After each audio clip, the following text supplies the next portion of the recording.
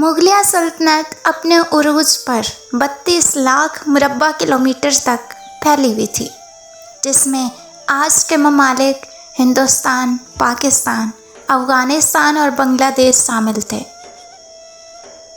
10 مئی 1661 عیسوی کو پیدا ہونے والے جہاندار شاہ نے 51 برس کی عمر میں بادشاہت پائی۔ لال کنور اور جہاندار شاہ شراب کے دل دادا تھے اور اکثر اوقات دونوں نشے میں دھت پائے جاتے۔ لال کنور اور جہاندار شاہ کشتی کے سفر میں تھے۔ لال کنور نے بادشاہ سے کہا کہ اس نے کبھی بہت سارے لوگوں کو ڈوبتے نہیں دیکھا۔ جہاندار نے تالی بجائی اور کشتی میں سوار باقی تمام افراد کو پانی میں کود جانے کا حکم دیا تاکہ لال کنور کے نظارے کی ہوس پوری ہو سکے۔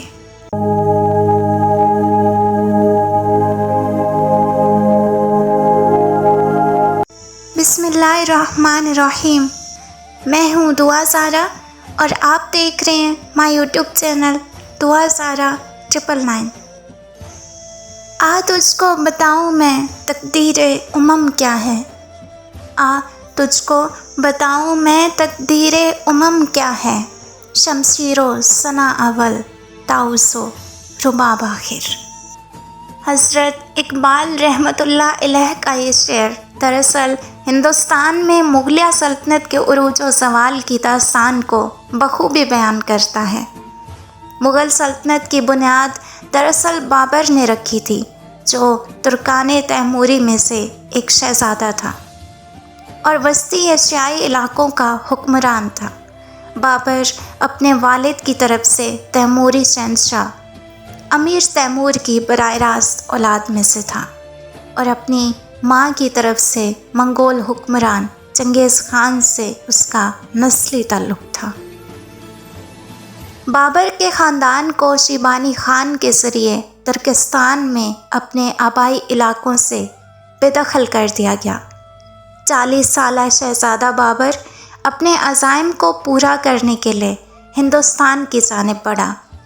پہلے اس نے کابل میں حکمرانی کی اور پھر درہ خیبر کے ذریعے افغانستان سے ہندوستان میں جنوب کی طرف حملے کیے۔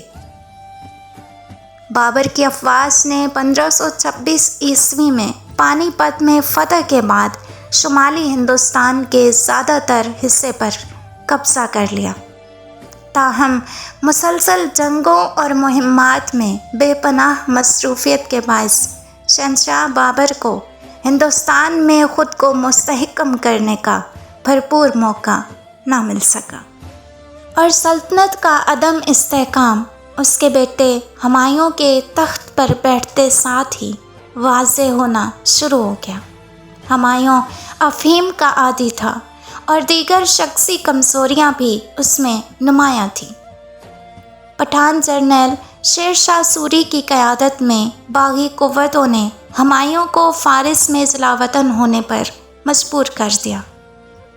ہمایوں کی فارس میں جلاوطنی نے صفوی اور مغل درباروں کے درمیان سفارتی تعلقات قائم کیے اور اس طرح مغل دربار میں مغربی ایشیائی ثقافتی اثر و رسوخ میں اضافہ ہوا۔ مغل حکومت دوبارہ ہندوستان میں ہمایوں کی فارس سے فاتحانہ واپسی کے بعد شروع ہوئی، لیکن اس کے فوراً بعد ایک حادثے میں ہمایوں کی موت ہو گئی۔ بیرم خان نے ہندوستان میں بابری سلطنت کو مستحکم کرنے میں مدد کی۔ اکبر مغل سلطنت کو جنگ اور سفارتکاری کے ذریعے ہندوستان کے تمام علاقوں تک پھیلانے میں کامیاب رہا اور اس نے تقریباً پورے برِ صغیر پر قبضہ کر لیا تھا۔ اس نے اپنی وفادار نئی حکمران اشرافیہ تشکیل دی اور سماجی و ثقافتی ترقی کی حوصلہ افزائی کی۔ اس نے یورپی تجارتی کمپنیوں کے ساتھ تجارت میں اضافہ کیا۔ اپنی کم علمی کے باعث اکبر اسلام سے بیزار ہوا اور ہندو مت اور اسلام کو ملا جلا کر ایک نیا مذہب دین الہی ایجاد کیا۔ اس طرح اپنی دانش میں اکبر نے اپنے دربار اور امور سلطنت میں مذہب کی آزادی کی اجازت دی اور اپنے طور پر سماجی، سیاسی اور ثقافتی اختلافات کو حل کرنے کی کوشش کرتا رہا۔ اکبر نے اپنے بیٹے جہانگیر کے لیے اندرونی طور پر اس قدر مستحکم ریاست چھوڑی جو اپنے سنہری دور کے لیے جانی جاتی تھی۔ اکبر کا بیٹا جہانگیر بھی افیون کا عادی تھا اور ریاست کے معاملات سے غفلت برتتا تھا۔ وہ لالچی وزیروں کے زیر اثر آ چکا تھا۔ پھر جہانگیر کے بیٹے شاہ جہاں کے دور میں بابری دربار کی شان و شوکت اپنے عروج پر تھی، جس کی عمدہ مثال تاج محل ہے۔ مگر ہوا یوں کہ حکومت کو برقرار رکھنے کی لاگت حکومت کی حاصل شدہ کل آمدنی سے تجاوز کرنے لگی۔ شاہ جہاں کا سب سے بڑا بیٹا دارا شکوہ اپنے والد کی بیماری کے نتیجے میں 1658 میں جانشین بن گیا۔ دارا شکوہ نے ہم آہنگی پر مبنی ہندو مسلم مذہب اور ثقافت کی حمایت کی، لیکن مذہبی افراد کی حمایت کے ساتھ شاہ جہاں کے چھوٹے بیٹے اورنگزیب نے تخت پر قبضہ کر لیا۔ اورنگزیب نے 1659 میں دارا شکوہ کو شکست دی اور اسے قتل کروا دیا۔ شاہ جہاں اپنی بیماری سے مکمل صحت یاب ہو گیا تھا، لیکن جب اورنگزیب جانشین ہوا اس نے شاہ جہاں کو نظر بند کر دیا۔ اورنگزیب کے دور میں مغل سلطنت نے ایک دفعہ پھر بھرپور سیاسی طاقت حاصل کی اور یہ دنیا کی سب سے بڑی معیشت بن گیا۔ لیکن جب اورنگزیب نے شریعت کے نفاذ کا اعلان کیا تو اس کے بعد بہت سے تنازعات نے جنم لیا۔ اورنگزیب نے مغلیہ سلطنت کو وسعت دی۔ مغلیہ سلطنت اپنے عروج پر 32 لاکھ مربع کلومیٹر تک پھیلی ہوئی تھی، جس میں آج کے ممالک ہندوستان، پاکستان، افغانستان اور بنگلہ دیش شامل ہیں۔ محققین کے مطابق مغلیہ دور حکومت کے چھٹے شہنشاہ اورنگزیب عالمگیر کے زمانے میں ہندوستان دنیا کی سب سے بڑی معیشت بن چکا تھا۔ اس وقت ہندوستان کی مجموعی قومی پیداوار مجموعی عالمی پیداوار کے 1/4 تھی۔ مغل سلطنت تقریباً تمام بر صغیر پاک و ہند پر قائم تھی اور مغلوں کے علاقے مشرق میں چٹاگانگ سے کابل اور مغرب میں بلوچستان تک پھیلے ہوئے تھے، جبکہ شمال میں کشمیر سے لے کر جنوب میں دریائے کابیری کے تاج تک سبھی علاقے خاندان مغلیہ کے زیر نگین اور زیر انتظام تھے۔ مغل سلطنت کی آبادی کا تخمینہ تقریباً 11 کروڑ سے 15 کروڑ کے درمیان لگایا جاتا ہے، جو اس وقت کی پوری دنیا کی آبادی کا چوتھا حصہ تھا۔ لیکن اورنگزیب عالمگیر کی آنکھیں موندتے ہی مغلوں کے زوال کا آغاز ہو گیا اور بتدریج ان کی طاقت و شوکت کم ہوتی چلی گئی، حتیٰ کہ 1857 میں انگریز سامراج نے ایسٹ انڈیا کمپنی کے ذریعے سونے کی اس چڑیا کو اپنے پنجرے میں قید کر لیا۔ 1707 عیسوی میں اورنگزیب کی موت کے بعد مغلیہ سلطنت میں بغاوت شروع ہو گئی اور سلطنت چھوٹی چھوٹی ریاستوں میں تقسیم ہو گئی۔ اورنگزیب کے بیٹے شاہ عالم نے اپنے والد کی مذہبی پالیسیوں کو منسوخ کر دیا اور انتظامیہ میں اصلاحات کی کوشش کی۔ تاہم 1712 میں اس کی موت کے بعد مغلیہ خاندان افراتفری اور پرتشدد جھگڑوں میں ڈوب گیا۔ 1719 تک 4 بادشاہ یکے بعد دیگرے تخت پر براجمان ہوئے اور سلطنت عملی طور پر راجواڑوں میں بٹ گئی۔ خاندان مغلیہ کے اس دور زوال میں 1712 میں مرزا معز الدین بیگ محمد خان تخت نشین ہوا۔ جہاندار شاہ کہلوانے والا یہ نالائق بادشاہ مغلیہ سلطنت کا 9واں بادشاہ تھا۔ جہاندار شاہ بہادر شاہ اول یعنی شاہ عالم کا بیٹا اور اورنگزیب کا پوتا 10 مئی 1661 عیسوی کو پیدا ہونے والے جہاندار شاہ نے 51 برس کی عمر میں بادشاہت پائی۔ مغلیہ خاندان کا یہ پہلا کٹپتلی حکمران تھا۔ اس کو فوجی جرنیل ذوالفقار خان نے 1712 میں بادشاہ بنایا اور 1713 میں اسی جرنیل نے اس کا سر کٹوا دیا۔ جہاندار شاہ بمشکل 1 سال تخت پر بیٹھا۔ بھارت کے دارالحکومت دلی میں واقع مشہور عمارت لال بنگلہ اسی مغل بادشاہ جہاندار شاہ کی یادگار ہے۔ اسی لال بنگلے میں جہاندار شاہ کی محبوب کنیز لال کنور اور اس کی بیٹی بیگم جان کی قبریں ہیں، اور آج اس بنگلے میں عوام الناس کو داخلے کی اجازت تک نہیں دی جاتی، کیونکہ یہاں ارد گرد ایک گراؤنڈ ہے جہاں شہر کی اشرافیہ گولف کھیلنے آتے ہیں۔ ہندوستان کے محکمہ آثار قدیمہ کی جانب سے لال بنگلے کو محفوظ یادگار قرار دیا گیا ہے۔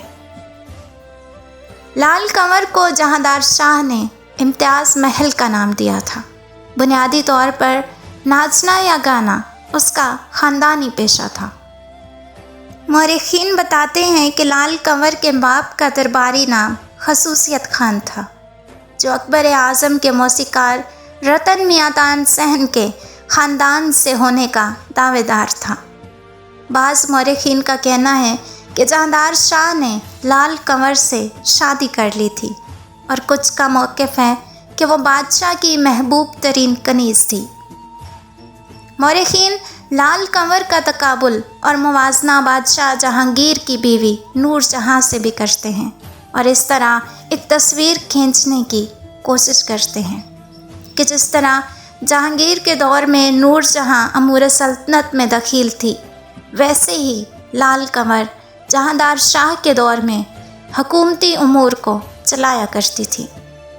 تاہم تاریخ کے پنوں میں لکھا ہے کہ لال کنور کو جہاندار شاہ کے دونوں بیٹے سخت ناپسند تھے۔ اس کے لیے بادشاہ نے اپنے سگے بیٹوں سے ملنا جلنا ترک کر دیا تھا، اور ایک زمانے میں تو انہیں زندان میں بھی قید کروا دیا تھا۔ لال کنور اور جہاندار شراب کے دل دادا تھے، اور اکثر اوقات دونوں نشے میں دھت پائے جاتے۔ جہاندار شاہ درباریوں کی بھی پرواہ نہ کرتا اور برہنہ گھومتا پھرتا۔ دربار کے سازندوں کو اتنا حوصلہ مل چکا تھا کہ وہ بھی بادشاہ کی موجودگی میں شراب پیتے اور پھر بادشاہ کے ساتھ زبانی اور جسمانی چھیڑ چھاڑ بھی کیا کرتے تھے۔ لال کنور کے باعث کہہ لیں یا پھر اپنی عیش پرستی کہہ لیں، بہرحال مغل دربار کا سارا وقار مٹی میں مل چکا تھا، اور بادشاہ کا اپنا کردار ختم ہو کر رہ گیا تھا۔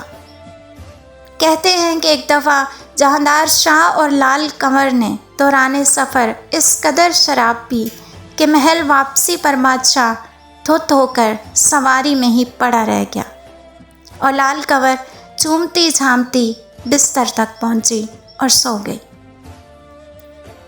پھر ایک بار لال کنور اور جہاندار شاہ کشتی کے سفر میں تھے تو تفریح تباہ کے خیال سے بادشاہ کو کہا کہ اس نے کبھی بہت سارے لوگوں کو ڈوبتے نہیں دیکھا۔ بس پھر کیا تھا، جہاندار شاہ نے تالی بجائی اور کشتی پر سوار باقی تمام افراد کو پانی میں چھلانگ لگانے کا حکم دیا تاکہ لال کنور کے نظارے کی ہوس پوری ہو سکے۔ جہاندار کی رشتہ دار زینت محل جو اورنگزیب کی بیٹی تھی، لال کنور کی سخت مخالف تھی، اور لال کنور کی اکثر اوقات سخت بےعزتی بھی کیا کرتی تھی۔ لال کنور کے کہنے پر جہاندار شاہ نے زینت محل سے بھی ملنا جلنا ترک کر دیا تھا۔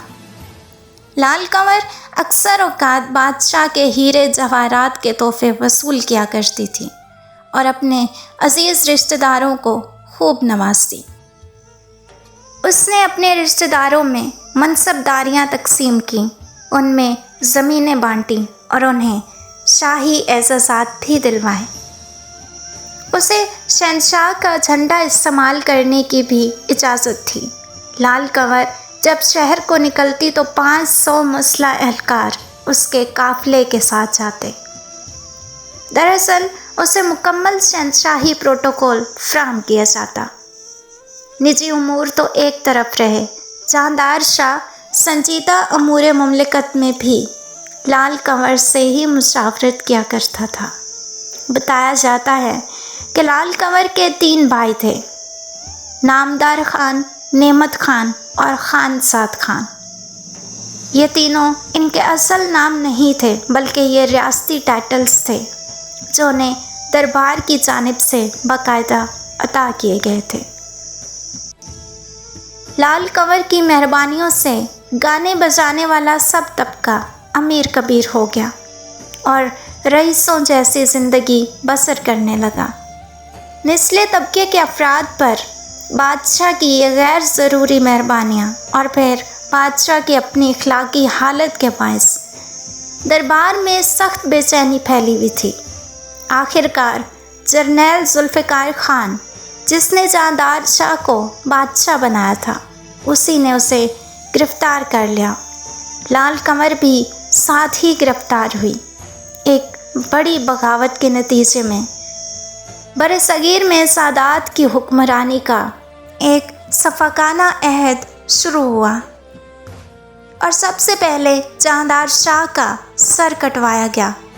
जहांदार शाह और शिकस्त खोर्दा बागी शहजाद खान की लाशें कई रोज़ तक खुलेआम पड़ी रहीं और जब गल सड़ गईं तब जाकर उनकी तदफीन की गई। लाल कंवर इम्तियाज़ महल आगरा में बादशाह के साथ कैद रही और बादशाह के कत्ल के बाद काफ़ी अरसे तक उसे कैद रखा गया। बाद अज़ मौत लाल कंवर को दिल्ली के इसी लाल बंगले में दफन किया गया। सुर्ख और जर्द रंगों के संगे रेग से तामीर शुदा ये मज़ार मुग़ल तर्ज़ तामीर का एक नमूना है। लाल बंगले में मौजूद कमरे मुरब्बा शक्ल के हैं, जबकि दरमियानी हॉल मुस्ततील सूरत में है। मज़ार का चबूतरा संगे सुर्ख से तामीर किया गया है। मज़ार का गुंबद ख़ुसूसी मुग़ल अंदाज का है। ये मज़ार नवाब सफ़दर जंग के मज़ार से मुमासलत रखता है, जबकि ये दोनों मज़ार मुमताज़ महल के मकबरे ताज महल जैसे नज़र आते हैं। उम्मीद है आपको आज का टॉपिक पसंद आया होगा। मज़ीद इन्फॉर्मेटिव वीडियोस के लिए देखते रहिए माय यूट्यूब चैनल दुआ ज़ारा 999। लोगों के लिए आसानियाँ पैदा करें, अल्लाह रब्बुल इज़्ज़त आपके लिए आसानियाँ पैदा फरमाएगा। मेरे वास्ते दुआ कीजिएगा। जज़ाकल्लाह।